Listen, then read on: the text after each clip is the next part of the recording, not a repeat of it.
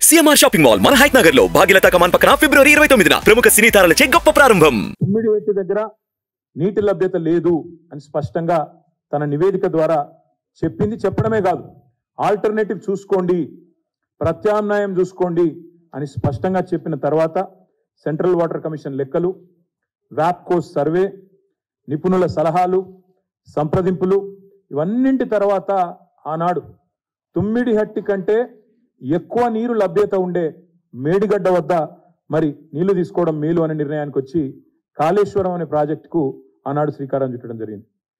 అనేక సార్లు, ఒకసారి కాదు అనేక సార్లు పక్క రాష్ట్రంలో బీజేపీ గవర్నమెంట్ ఉన్నా, వారితో రాజకీయంగా వైరుధ్యం ఉన్నా అనేక సార్లు అక్కడికి పోయి మేడిగడ్డ దగ్గర మేము కట్టుకోబోతా ఉన్నాం, మరి ప్రాణహిత గోదావరి మొత్తం అంతా కూడా అక్కడ అద్భుతమైన నీటి లభ్యత ఉన్న ప్రాంతంలో కట్టడం వల్ల మాకు లాభం జరుగుతుంది, మా రాష్ట్రానికి, అదేవిధంగా మీకు కూడా ఇబ్బంది తప్పుతుందని చెప్పి వారిని ఒప్పించి అంతర్రాష్ట్ర ఒప్పందం కూడా చేసుకొని మరి ఒక డిప్లొమసీ చూపెట్టి ఒక వాటర్ డిప్లొమసీ అనే కొత్త ఆలోచన విధానాన్ని కూడా శ్రీకారం చుట్టి గోదావరి పైన బరాజుల నిర్మాణం చేయడం జరిగింది. పక్క రాష్ట్రంతో పంచాయతీలు పెట్టుకొని అంతర్రాష్ట్ర ఇబ్బందులు, అంతర్రాష్ట్ర వివాదాలని చెప్పి ఉమ్మడి ఆంధ్రప్రదేశ్లో ప్రాజెక్టులు కట్టకుండా మరి ఆనాడు ఇబ్బంది పెడితే జల దౌత్యం నెరిపి మొత్తానికి అన్ని అనుమతులు కూడా సాధించి కాలంతో పోటీ పడుతూ కాళేశ్వరం ప్రాజెక్టు నిర్మించిన ఘనత గౌరవ పెద్దలు కేసీఆర్ గారు.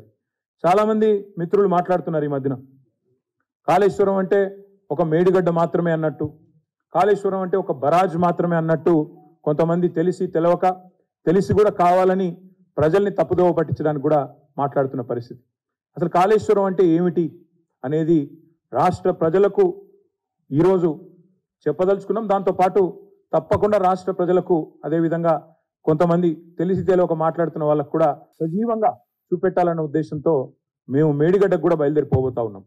మరి పెద్దలు కేసీఆర్ గారు నల్లగొండ సభలో, బహిరంగ సభలోనే స్పష్టంగా చెప్పారు, మీరు పోవడం కాదు మేమే పోతాము నల్లగొండకి, మన మేడిగడ్డకి. మేడిగడ్డ మాత్రమే కాదు, అన్నారం పోతాము, సుందిల్ల పోతాము, మొత్తం కాళేశ్వరంలోని కాళేశ్వరం ప్రాజెక్టు యొక్క సమగ్ర స్వరూపాన్ని ప్రజలకు అర్థమయ్యేటట్టు వాళ్లకు సజీవంగా చూపెడతాము అనే మాట కూడా ఈ సందర్భంగా నేను విజ్ఞప్తి చేస్తా ఉన్నా. కాళేశ్వరం అంటే ఒక మేడిగడ్డ కాదు, కాళేశ్వరం అంటే 3 బరాజులు, కాళేశ్వరం అంటే 15 రిజర్వాయర్లు, కాళేశ్వరం అంటే 21 పంప్ హౌజులు, కాళేశ్వరం అంటే 203 కిలోమీటర్ల సొరంగాలు, 203 కిలోమీటర్స్ ఆఫ్ టనల్స్, కాళేశ్వరం అంటే 1531 కిలోమీటర్ల ప్రవాహ కాలువలు, కాళేశ్వరం అంటే 98 కిలోమీటర్ల ప్రెషర్ మెయిన్స్, 141 టీఎంసీల స్టోరేజ్ కెపాసిటీ, 240 టీఎంసీల వినియోగం. అంటే స్టోరేజ్ 141 టీఎంసీ అయితే యూటిలైజేషన్ 240 టీఎంసీలు. ఇవన్నిటి సమగ్ర సమాహారమే కాళేశ్వరం తప్ప ఒక బరాజ్ కాదు.